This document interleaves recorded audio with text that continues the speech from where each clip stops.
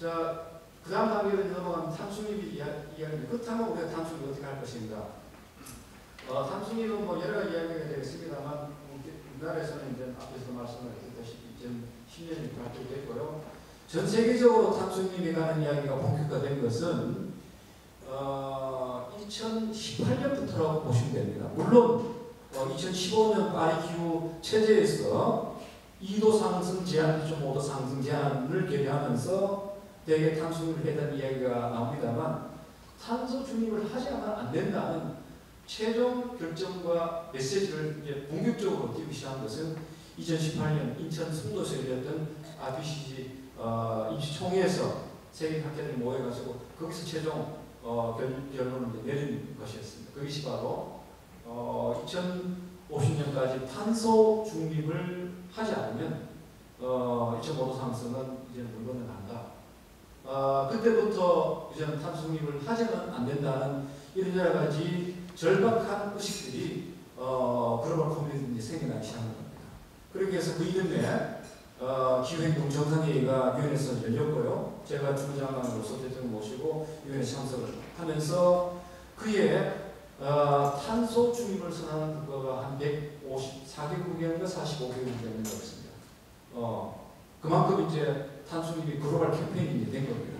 그리고 그걸 실현하기 위한 유엔 움직임이라든가 도시 차원으로서 웨스트 치료라든가 여러 가지 이제 전 지구적 캠페인이 일어나는데, 우리나라에서는 정부가 주도해서 이렇게 톡감 방식으로 담론을 하고 있습니다만, 다른 나라에서는 되게 또 밑에서 올라오는 그런 경향이, 특히 유럽은 더 그렇습니다. 우리는 지금 정부가 앞서서다 보니 국민들이 좀 띵하게 생각합니다. 뭐 이게 도대체 뭔지, 해야 되는지 안 해야 되는지 눈치를 보고 있습니다만, 유럽 국가들은 이미 스웨덴 같은 데서는 이미 1900년부터 탄수를 해왔습니다. 도시 차원에서 보더라도 핀란드에 있는 지방자치단체들은 이미 2000년 초반부터 탄소 중립 도시 정책을 하고 있습니다. 대부분 다 하고 있습니다. 그래서 덴마크의 코펜하겐 시 같은 경우는 탄소 중립의 목표 연도가 불과 2년 남았습니다. 2025년까지 하겠다고 해서 현재 재생산 에너지는 전체 에너지 48%가 이미 확보해 놨습니다. 그만큼 그 나라들은 이 분야에서 앞서가고 있어요. 그냥 앞서간다. 절대로 그냥 앞서가는 정도만 끝나지 않을 겁니다. 여러 가지 제도라든가 기술이라든가 제품 생산 이런 것의 노하우를 그 나라들이 계속 선점해 갈 겁니다. 자, 그래서 우리나라에서는 이제 2019년 대통령께서 기후행동 정상회의 참석을 하시고, 그 다음에 이제 2020년에 이렇게 선언을 하게 되고, 21년에 이제 법을 제정하게 됩니다. 그래서 상당히 다른 나라에 비해서는 그래도 늦었지만은 속도가 있게 추진하고 있고요. 우리나라의 탄소중립이라는 것은 결국 2050년에 탄소 배출량을, 그때 이제 우리가 비즈니스에 주주를 해서 이제 탄소 배출 쭉 되지 않습니까? 경성이 되면서 그냥 주면 이만큼 생성되지만은 여러 가지 탄소 중립 정책을 통해서 얼마큼 줄이냐? 2050년의 발생량의 83에서 줄였습니다. 87%까지 줄이겠다는 겁니다. 이것이 이제 바로 A한 B한입니다. 최대치 줄이면 87%, 저기 줄이면 83%. 남은 걸 어떻게 한다고요?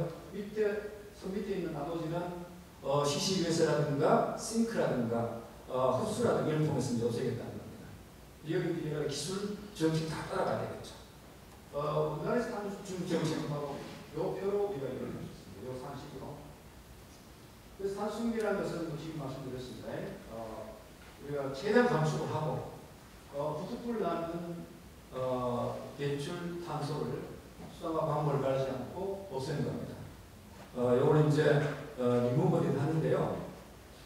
우리나라에서는 대개 이제 포집, 그 다음에 저장, 흡수를 이야기합니다만, 유럽에서는 요거를 싱크 리무벌 뭐 이런 식으로만 이야기하는 것이 아니고 옵세트라고 합니다. 상세라고 합니다. 다 제거하고 난 뒤에 여기까지 10% 남았다 그러면 10%를 또 없애야 돼요. 다른 일을 통해서 10%를 상승시키겠다는 이야기입니다. 포집을 하거나 흡수를 다 할 수 없죠. 도시에서. 그러면 5%만 포집 제거를 하고 5% 경우 못하면 어떡합니까? 그럼 그때는 다른 동네 가서 감축 사업을 해가지고 크레딧을 받아옵니다. 무슨 뜻이죠? 그렇게 해서 그 치부상에, 그러니까 회계상에 그것을 제한 것으로 이제 계산해 줍니다. 따라서 그때는 그 밖에서 감축한 성과 내지는 다른 방법으로 감축한 성과가 크레디트가 돼서 지역 간의 거래가 됩니다. 우리나라도 언젠가 그렇게 돼야 된다고 저는 보고 있고요. 기업 분야는 대치권 거래제가 그렇게 지금 하고 있죠. 따라서 공간 간에도 크레디트 거래가 앞으로 이루어질 것을 보고 있기 때문에 앞으로 유능한 지자체장들은 탄소 배출을 얼마큼 줄이냐는 중요하지만 더 많이 줄여가지고 돈을 얼마큼 버느냐도 중요한 거예요. 그리고 유럽은 이미 그렇게 하고 있습니다. 그래서 뒤에 것을 단순한 제거가 아니라 이제 offset라고 부를 정도로 상세라고 부르는데, 근데 이거는 이제 남용이 안 되는 겁니다. 자, 그런데 탄소 배출을 현재보다도 70 내지 80%, 대개 이제 유럽 국가들을 보면 80 내지 100% 줄인 겁니다. 80% 이상을 줄인다는 것은 사실상 탄소 배출을 어떻습니까? 하지 않겠다는 이야기입니다. 그걸 달리 말한다면 디카보나이제이션이에요. 탈탄소화입니다. 자, 우리나라의 지금 산업 구조는 전 세계적으로 보더라도 선진국 중에서 가장 탄소 지각도가 높은 나라입니다. 따라서 우리가 탄소 배출을 현재에 비해서 70 내지 80% 줄이겠다는 이야기는 아무 탄소 배출을 하지 않겠다는 이야기인데, 그러려면 현재 우리나라 산업 시스템, 도시스템을 그야말로 고탄소 기반의 탄소 배출 시스템을 왕창 바꾸지 않으면 안 되는 겁니다. 그만큼 이것은 우리나라에서는 단순하게 탄소 배출을 줄이는 기술적 문제가 아니라 시스템 전환을 어떻게 하냐의 문제고요. 그걸 우리가 공간적으로 이제 통합적으로 수행한다는 바로 그건 도시의 전환을 통해서 이렇게 할 과제가 되고 있다는 것을 제가 말씀을 드린 겁니다. 따라서 이것은 결코 기술적 문제가 아니라 도시와 사회의 이른바 그린 트랜스포메이션 문제입니다. 우리가 30년 동안 탄소 중립을 하는 이야기는 탄소 배출을 기술적으로 줄이는 일만 하는 이야기 아니에요. 사회를 바꾸라는 것과 같은 의미가 담겨있다는 것을 우리가 알아야 되고요. 따라서 우리가 도시 설계를 하든 도시 계획을 하든 뭘 하든 간에 앞으로 30년 동안 어떻게 할지에 대한 단계적 고민이 필요합니다. 현재 할 수 있는 것만 고민한다면 앞으로 해야 될 고민을 우리가 못하면 결국 탄소율이 중간에 유지되어버리고 그건 왜곡되고 많은 타임이 결과가 올 수밖에 없어요. 지금 대개 우리 정부가 정책을 펴고 있는 모양이 저는 그렇다고 보고 있습니다. 상당히 걱정돼요. 그런 면에서. 그걸 우리가 전문가들이 그걸 잡아줘야 돼요. 자, 결국 탄소율은 이렇게 해서 탈탄소 녹색 전환 뭐 이런 문제가 이어지는데요. 뭐 복잡한 표가 있습니다만, 자, 요즘 이제 서구 전문가들이 내놓은 자료들을 보면은 우리가 탄소 배출 많이 줄여가지고 80 내지 90% 줄이면 어느 상태로 돌아가는 것을 우리가 기준해야 될 것입니다. 최소한 기후의 생태계가 스스로 탄력성을 갖는 정도로 계속 악화되는 것이 아니라 우리가 탄소 배출을 제로한다 하더라도 이미 대기권에 나가 있는 탄소들이 대기권에서는 대개 100년에 300년 정도 머뭅니다. 따라서 우리가 지금 딱 탄소 배출을 제로한다 하더라도 이미 나가 있는 탄소들이 계속 스스로가 열을 흡수해가지고 지구의 표면 온도가 더워집니다. 그럼 에너지 흐름의 불균형이 생기는 거예요. 왜냐하면 태양이 에너지부터 시작된 열 에너지의 생태계의 어떤 그런 흐름 과정이 불균형이 생기면서 여러 가지 기후 변화가 생기는데, 따라서 그럼 어느 정도 상태까지 우리가 돌려놔야 지구가 더 이상 우리가 개입하지 않고도 또 우리가 여러 가지 인풋들을 가해도 스스로 작동하도록 될 것입니다. 최근에 오면 올수록 프리인더스트리얼 레벨까지 가야 된다는 겁니다. 그러면 현재 지금 ppm이 한 4,430 ppm 보고 있거든요. 산업화 이전 단계라는 것은 230 ppm, 아니 80 ppm입니다. 그러니까 한 200 ppm 이상이 이제 올라오는 것인데 그만큼 줄여야 되는 겁니다. 그 말은 우리 지구의 기후 환경은 산업화 이전 상황으로 돌아가야 되고, 우리 산업은 기존의 화석연을 많이 쓰는 산업이 아니라, 산업화가 아니라 에너지를 덜 쓰는 뭔가의 새로운 산업 파라다임으로 가야 이 두 가지가 같이 가는 겁니다. 이해되시죠? 자, 그래서 이 표를 보시면 지금은 다 우리 경제 성장한 탄소 배출이 계속 줍니다. 우리나라 경제도 그렇죠. 속은 그렇지 않습니다. 경제 성장이 되더라도 탄소 배출 줍니다. 따라서 앞으로는 경제 성장이 되더라도 기후의 회복력, 그러니까 탄력성이 향상되는 이런 방식으로 산업 전환이 됩니다. 자,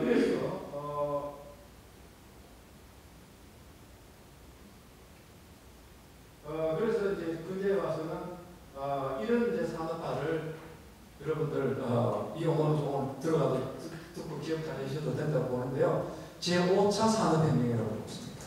그만큼 기존의 4차 산업혁명이 결국 많은 생산성을 이제 우리가 이끌어내고 했지만 그 생산성을 이끌어낼 때 쓰는 주 에너지가 화석연료. 화석연료라는 것은 자연이 채취한 연료지만 우리가 씀으로써 자연의 여러 가지 유해적인 결과를 남기는 이런 이제 모순적인 에너지예요. 따라서 우리가 앞으로 산업을 하더라도 많은 에너지가 필요하지만 더 이상 그 쓰는 에너지가 자원이 지구 생태계에 영향을 주지 않는, 다시 말해서 인간과 자연의 관계가 역친적 대리적 관계가 아니라 호적 관계로 바뀔 수 있는 그런 에너지를 기초로 해서 구해서 에너지 쓰는 시스템, 생산 시스템, 도시의 어떤 운용 체제를 구축해 가야 된다는 겁니다. 그리고 그와 같은 에너지는 어떤 거면 그게 오늘 우리가 말하는 재생 가능 에너지를 이야기하는 겁니다. 자연으로부터 에너지를 얻는 거예요. 자, 자연으로부터 얻는 에너지라는 것은 로컬 에너지도 합니다. 그걸 우리가 최근 문헌에서는 로컬 클라이메이트에서 나온 에너지라고 얘기합니다. 그 에너지는 결국 자연에서 얻는 에너지는 태양광이든지 뭐 풍력이 설치 비용이 많이 들어요. 설치 비용이 많이 들지만은 그게 일정한 시점을 지나면 이제 투자 비용이 있어도 그 다음부터는 관리비가 추가적인 비용이 발생하지 않아요. 그때쯤 되면 이제는 우리가 에너지를 하나 더 생산하더라도 비용이 더 늘지 않아요. 그래서 항기 비용이 제로가 된다는 겁니다. 상업용 건물에 대한 이때는 배수 총량계획들을 이제 적용해서 상업용 건물에서의 에너지 전환도 도모하고 있는 것이 지금 연구죠. 자원순환 제가 말씀한 대로 아실 것 같고요. 그다음에 이제 마지막으로 공원 구조인데요. 공원 구조도 뭐 이야기했습니다만.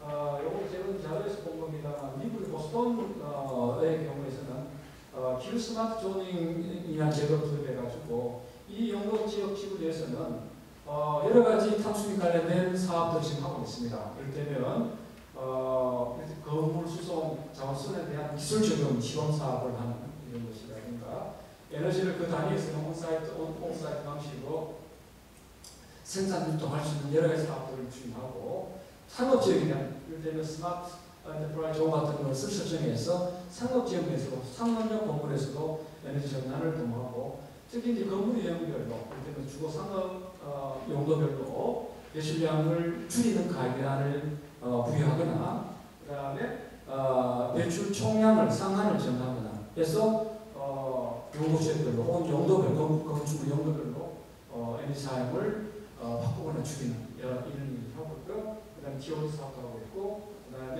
회복 사업도 지금 하고 있고.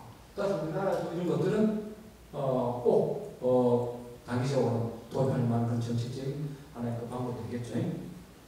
어떤 서툴렀습니다. 그렇게 됐습니다만 연구하겠습니다.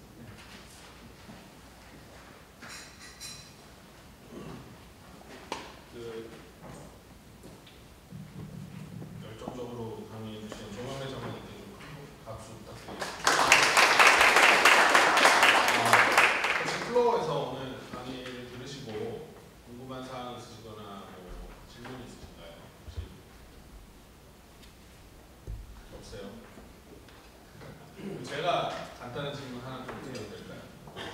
오늘 이제 중앙정부에 오래 계셨었으니까 저도 이제 기초자치단체장 하시는 분들을 만나보면 탄소 중립 도시에 대한 어떤 공감대나 이런 걸